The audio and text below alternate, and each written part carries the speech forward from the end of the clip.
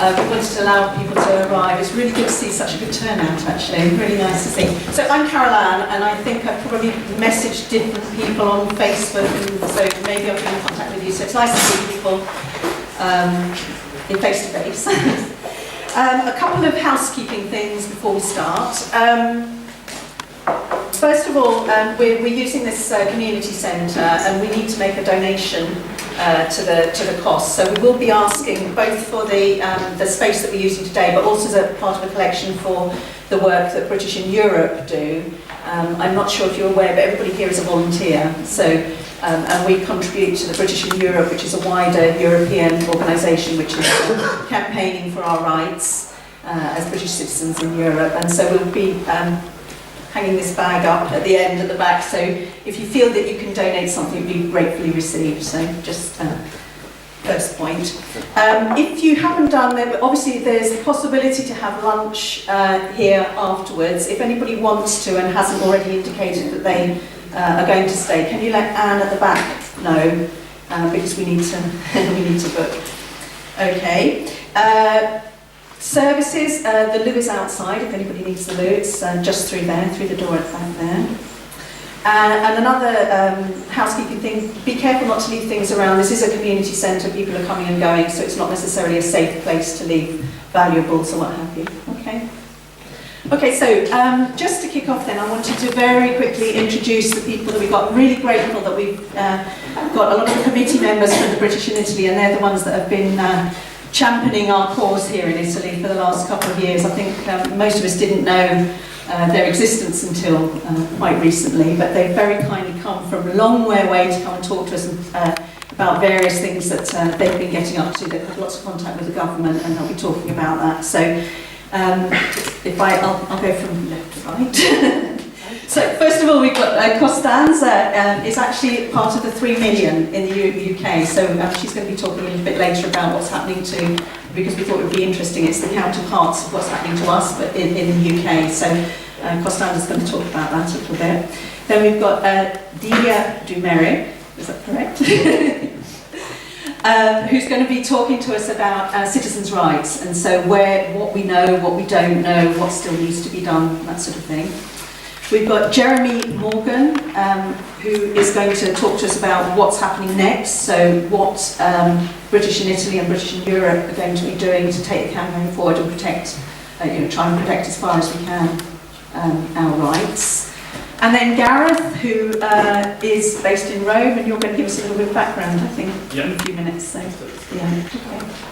So I should also just mention that both Delia and Jeremy are barristers, so and as I say, they've done all of this work voluntarily, but they are pretty amazing in their knowledge of both Italian law and European law and goodness knows what, and so really grateful to them for all the work they've done so far. Okay, so I'm going to hand the microphone over to Gareth then. Thanks, Carole-Anne. It's nice to be in Torino. I have to say it's a little bit cold for me. I've come from Rome this morning where I left and it was about 10 degrees, so gloves went straight on when I got off at the station. Anyway, what we wanted to do is just give you a little bit of background as to where we are today with British in Italy, how we've really got where we are, and just their story behind us really. So that's what I'm going to do just for a few minutes for those of you who aren't familiar with us and also are interested in sort of the progression of the way things are going. And then Jeremy and Delia will go a lot into the detail, probably to answer all the questions that you have. And at the end, I think we're going to leave quite some time for questions and answers as well. So because I believe from the other events like this that we've held that there's a lot of angst out there on our side as well. And it's a great opportunity for us to give you as much information as possible. So let me just kick off by telling you a little bit about the start of us, of British in Italy.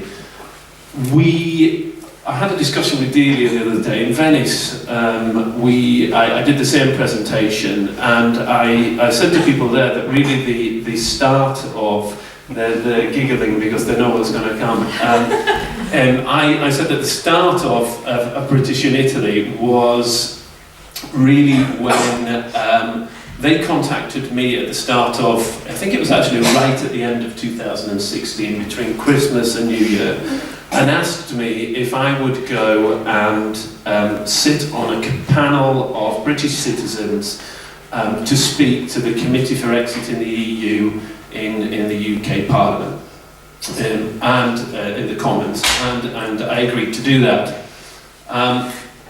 And it was all filmed, and we sat there with also a panel of EU citizens who also talked about the problems that they might face as a result of Brexit. Delia told me the other day when we were on the phone, she said, no, that's not quite right, Gareth, because that was quite some time after the vote, obviously in June.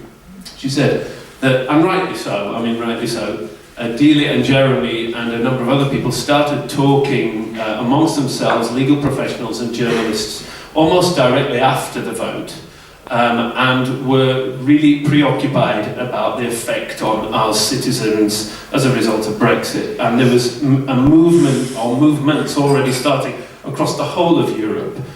The British in Spain were getting organised, the British in France and Luxembourg, etc., and also the EU citizens in the UK.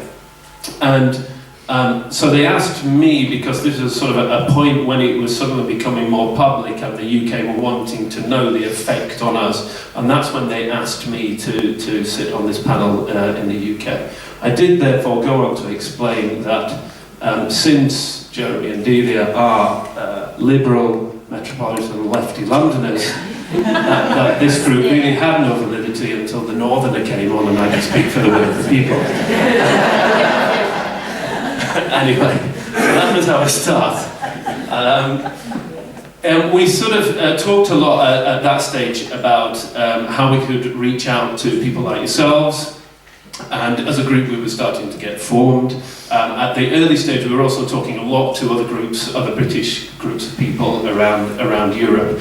And I think then at this stage it became very apparent that the negotiations between the EU and the UK government were obviously very high level, but we're going to need a lot of input from our side, looking at the lack of ability to actually protect us. And I think really Jeremy and Delia, being legal professionals, joined with other legal professionals around Europe, and were very much involved with the draft withdrawal agreement and all the detail of that in terms of how to protect citizens' rights in there.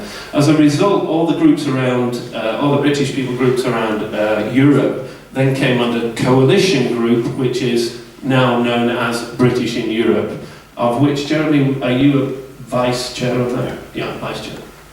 And so that was really the high-level negotiation. The UK DEXU, Department for Exit in the EU, and the EU negotiating team with Michel Barnier.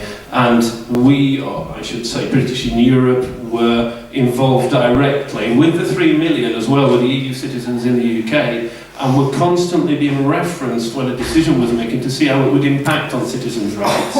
And the legal expertise that we had on both sides were able to relay back the impact and try and make change and actually get more out of the withdrawal agreement. And I think it's only really down to the efforts that they have all put in that the draft withdrawal agreement, albeit not perfect, we have to say, is at the high standard, a high quality level that it is at today. So from our point, it was from British in Italy, it was a morphing into British in Europe during that period.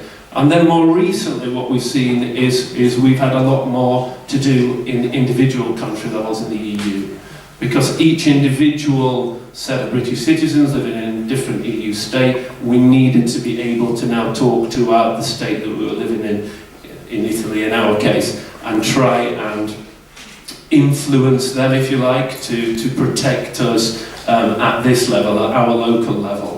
And without going into a lot of detail, we had a number of meetings with the Italian ministries. I will only just relate the story of the very, very first one we went on, and that was when the PD was still in power, because I've just spoken to somebody else about it, and I think it's an important point. Right at the beginning of this, obviously we were worried about whether we would actually be able to stay in Italy. And I think it was Jeremy or Delia actually made the question to these Italian ministers at the time and said, is it a possibility that we could get deported after Brexit because we'd have no legal right to stay in the country? And I can tell you, the honest expression on all these parliamentarians' faces was just blank. They understood perfectly the question, and it was blank. And I think it was you, Delia, she repeated the question again, and they just said, no, that's just never going to happen. And I think, to be fair to them, over the period that we've been meeting with them, and certainly the result of the 20th of December meeting, which we'll talk a little bit about in terms of the rights that they're going to give us moving forward, I think they've been honest to their word in that respect, and certainly the first country in Europe to come out and say they want to protect us and allow us to continue the right to live and work and stay with families, etc., here in Italy. So we have various things that we're doing to put pressure on. We've been more visible in the media, and we ask you to all participate in that way you can, or at least speak to the media if you have contacts there about your own personal situations. And also we run campaigns such as one where we ask you again to go and talk to your syndico. And present a letter so that they can try and put some pressure on from their side, because ultimately they're going to be the ones who put all the pressure from us if there's no legislation in place to how to deal with our residency requirements, healthcare requirements, etc. Post-Brexit. So it's been a bit of development process. We almost like a lobby group now, and we will keep on putting that pressure, and we'll keep on directing you the way we can.